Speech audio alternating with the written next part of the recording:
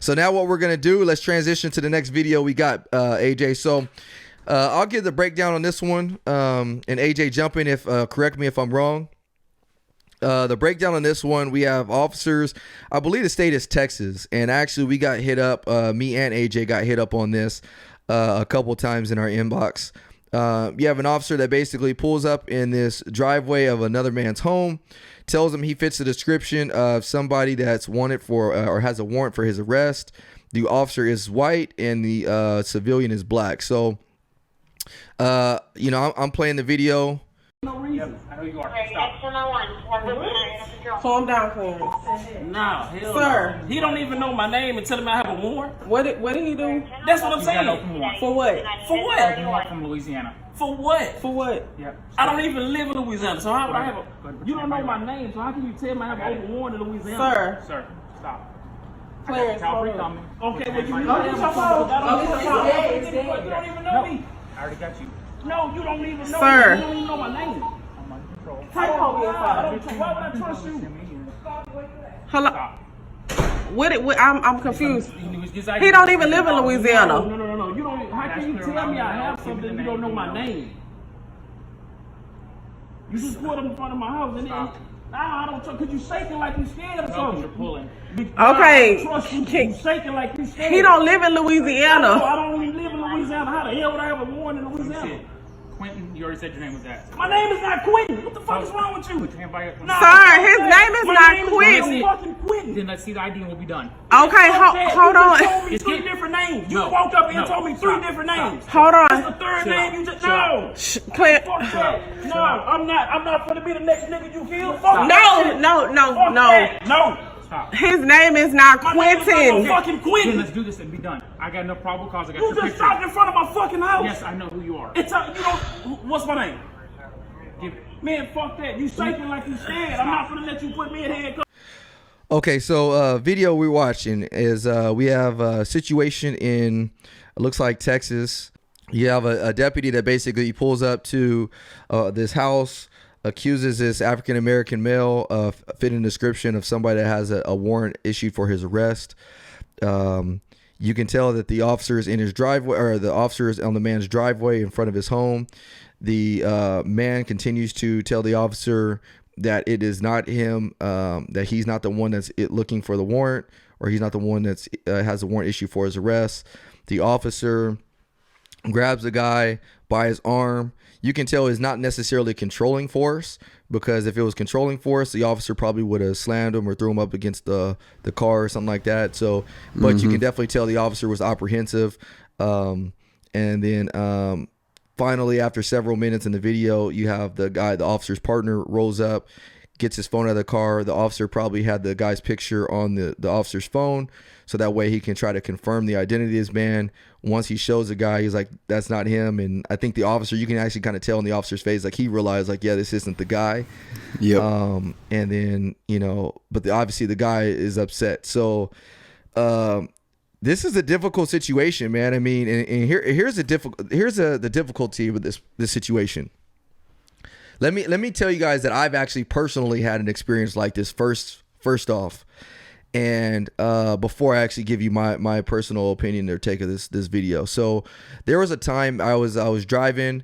I had pulled over a subject that was for a traffic violation. As I run this subject, he comes back, and when I mean run him, I actually do a records check of him through dispatch. The records check returned that this guy actually had a felony warrant issued for him out of the state of Texas. And so, and it was also marked as being a very violent and also potentially being armed and dangerous.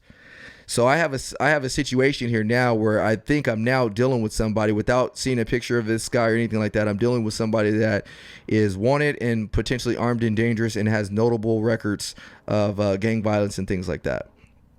So simultaneously, as this call is going out, my other partners in the city are working this burglary in progress. So I literally have no partners there that can back me up immediately. So I walk back to my car, I'm at my car when I actually discover this information. So when I discover this information, without reapproaching the car, you know, I'm just waiting for my partner to come assist me before I go back up there and deal with this guy. Now, obviously, there's a lot of emotions going through my mind because I'm like, this guy, if he is legitimately wanted and armed and dangerous, he knows that he's wanted and armed and dangerous. It's not like he doesn't know that. And so, at the time, none of my partners are able to help me because they're dealing with another thing.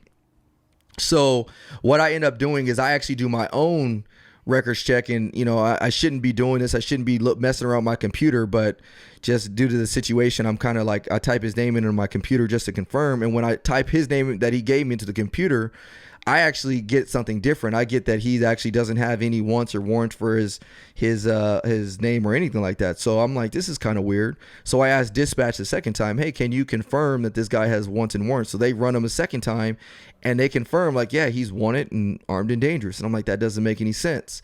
So finally, I have a partner that's able to clear and come help me. And then when he gets there, he's keeping an eye on that car. I walk up there and I tell him, like, hey man, you have a warrant. You're wanted. And so he's like, I'm like, have you lived in Texas? He's like, no, I've never lived in Texas. I'm like, have you ever been to Texas? He's like, no. I'm like, well, for some reason you have a warrant. He's like, bro, that's not me. Like, I'm telling you, that's not me. His wife was in the car. He's like, that is not me. I don't know what you're talking about. Now, as an officer, this is difficult because people lie to us all the time. Like, people that are wanted, armed, and dangerous, they lie to us all the time. So I have a subject here telling me that, hey, that's not me. I don't know what you're talking about. So I'm like, okay, whatever. So I'm like, hey man, let me just go research this a little bit more. So I go back to my car, have my partner keep an eye on that car just in case this guy, it is that guy. And so I run him again on my own MCT, and I'm like, hey, you know what? Same thing. The way I run him, he doesn't come back wanted. So I call dispatch again, and then this time dispatch is like, oh shoot, like, yeah, that's not him. Sorry, that was somebody else that we gave you. So I have them send me a picture. They send me a picture, and sure enough, it's not the guy. So luckily, I did pull these guys out. I pulled him and his wife out. They sit on the curb, and I was, completely respectful to them. They're obviously getting frustrated. I come back and tell them, hey man, I'm sorry. That was not you. I explained to him what happened, and thankfully they were respectful. And these were African-American. There was an African-American male and a female. And I'm like, hey, this was what happened. And they understood when I broke it down to them. But the reason I bring that story up is that situation could have went bad in so many different ways. Like, if I end up using force on this guy because at the time of the call, I have information that this guy is wanted, armed, and dangerous, and it goes to court, they're probably going to let me off in court because I'm going based on the information that I have at the time. It wasn't like I just was actively trying to, detain this guy and stuff like that. I'm getting bad information, unfortunately. And so luckily it didn't go down that pathway, but that's what I had. So I was able to explain it away. I called my supervisor out, and everything was solid. You have a situation in the video that we're talking about now, very similar, very, very similar in nature. However, there's a lot of bad things that are going on as far as, it's just a bad storm. You have a white officer, you have a black guy. I can't tell you that my situation may have been different if it was a white officer. So, what's your breakdown of this video, AJ? And then we'll wrap it up with our, needed or not needed. Yeah, this one is tough. This one's really tough. And I would go out on a limb and say that a lot of officers have similar stories to this. I know I do. And it was relatively recent. I want to say like 2 or 3 months ago, during our roll call, our sergeant hands out information on a wanted felon, and it has his mugshot. And I've never seen this guy a day in my life. So I look at his mugshot, and as soon as we left the substation, my partner and I are driving down the street. I'm driving, my Jones is in the passenger seat, and I look over, and there's this guy like sitting on the curb, and I go, hey, I think there's that guy. And Jones he's like, you sure? I'm like, I don't know, man. I was like, it looks like him. I'm like, let's bust a Yui. So I bust a Yui, slow creep. And I'm like, Jones, I go pull that picture up, because he took a picture with his phone of the mugshot. So I go pull the picture up, and I go see what kind of tattoos he has. I'm gonna talk to the guy. So I get out. I go, hey, what's up, man? And the guy was not trying to talk to me at all, right? Like, he was like, what's up? And I was like, oh, I'm chilling, man. I was like, it's a nice day. Just seeing you was posted up, just, seeing what's going on, trying to talk to everybody in the community, blah, blah, blah. And he ends up talking to me, and finally Jones comes up and he's like, "Hey, yeah, he gives me the code or the signal, like, hey, nah, this ain't him." And I flat out told him, I said, "Hey, man," I said, "I'm gonna be honest with you." I said, "The reason I was talking to you is you have a twin that has a warrant." And he bust out laughing. He was like, "Man, I was wondering why you came up like that, and your partner was on one side." He was like, "It just kind of felt weird." And I was like, "I'm gonna show you the picture." And he looked at the picture and he was like, "Yeah." He's like, "That does look like me." He said, y'all need to pick him up because y'all gonna get me snatched up a couple times." And he laughed and he went on his day. My thing with this video is you have to take control of the situation.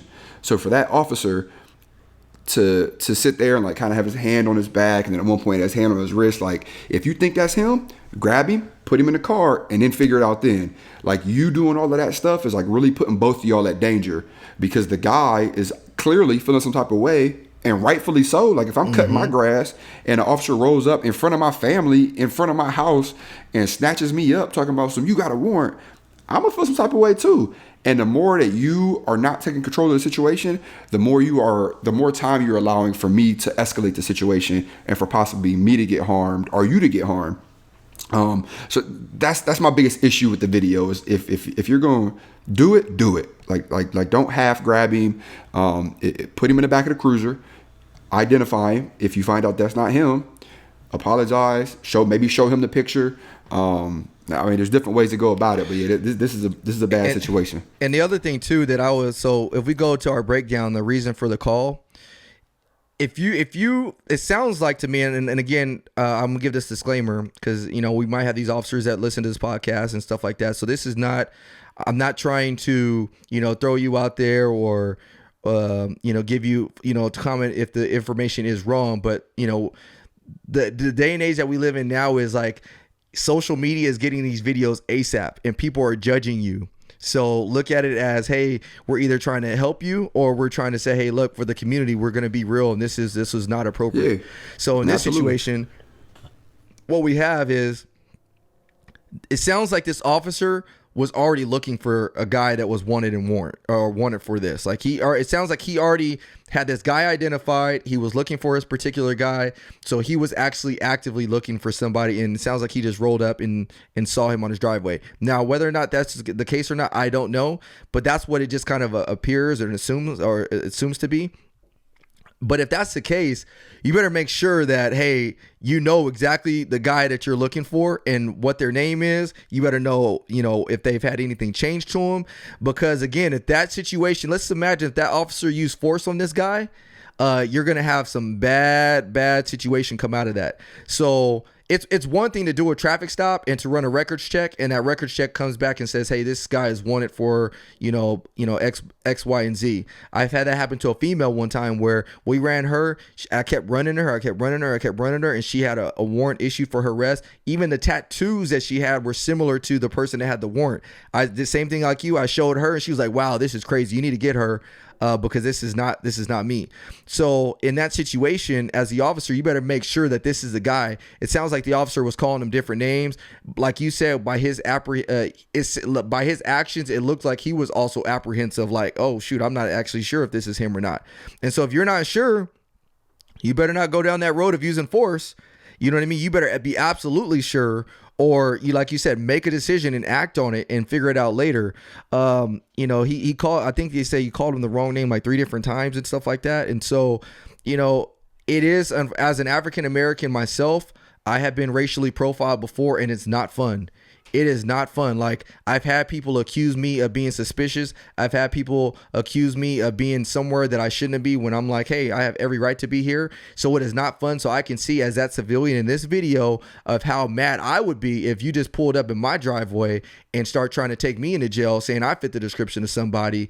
I would be pissed off. However, as on the other end of that, as an officer, it happens. And folks, I'm trying to tell you, it's not like, officers are not perfect. And unfortunately, sometimes we get bad information. It is up to us as the police officers to do our due diligence, get as much information as we can, so that way we can say, you know what, this is absolutely the person or this is absolutely not the person. A lot of times I think the community says, hey, we should know 100% of the times. Well, this isn't a perfect world. It doesn't happen like that. So I'm just thankful that in this situation, everybody walked home safely. Everybody got out of the situation safely. From the communication standpoint, I think the communication could have been a little bit better, if you ask me. You know. Yeah, the communication was. It's just you have no control over that situation. Like you have no control. Like he could have easily walked up and just showed him the picture. Like, hey, this is like you, man.